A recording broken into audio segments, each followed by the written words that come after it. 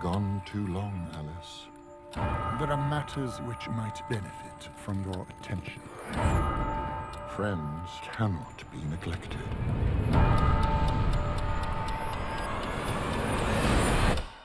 Hurry. Helena, you've played so many dynamic female characters in film. You know, not always a good person or a bad person, always just realistic sort of women emotionally as far as the roles you've taken. With The Red Queen, it seems that there's still more of a story to tell with Through the Looking Glass, and we're exploring her motivations. What was it about that made you interested to come back? Well, first of all, I loved playing her the first time around, so it wasn't like something that I need to be persuaded to do. And but then on top of it, it was like a bit of a no-brainer, because then I read the script and there was so much about me in it. I mean, me as the Red Queen. So and it was fun to read it, and then what it does is it sort of explains part of the story. It's not all about me. It's not called Alice Through the Red Queen, but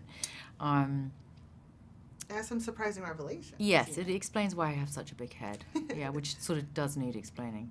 And was that something that was a part of the original? You knew about that, or was this something that you discovered? No, I didn't know. But when I talked to Linda, I remember Wolverton, the screenplay writer, originally, when I said, talk me through the big head and what is it? And she said it's a tumor that's grown, and because it presses on her brain, that's why she's got anger issues. Frontal lobe disinhibition, I seem to remember what it was called.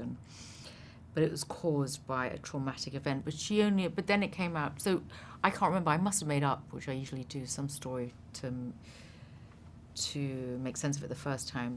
But this whole backstory was great. And there's a time travel element in this. Yes. And that's how we get to, see the glimpses of her, Yeah, so it's sort of a origin. sequel and a prequel, Yes. in a way.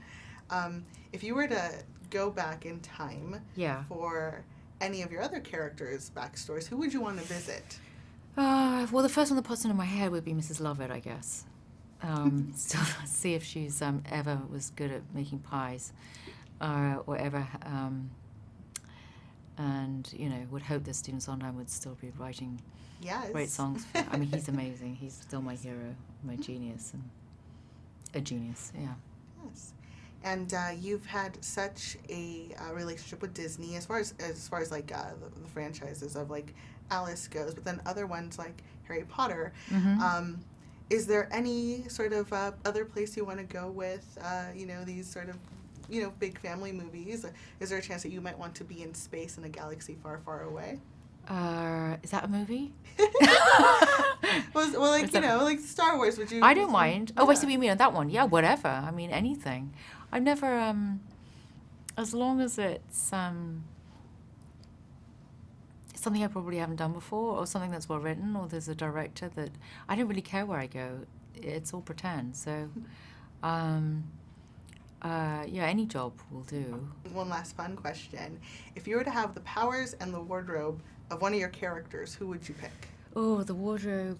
Well, I've always had great underwear made by Colleen Atwood. So any of the films that she's done, which are mostly Thames films.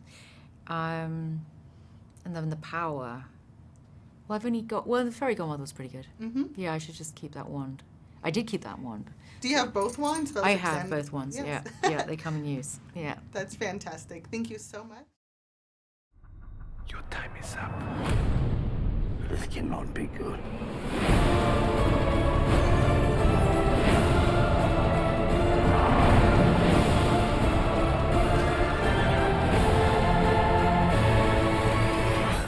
Hello, Alice.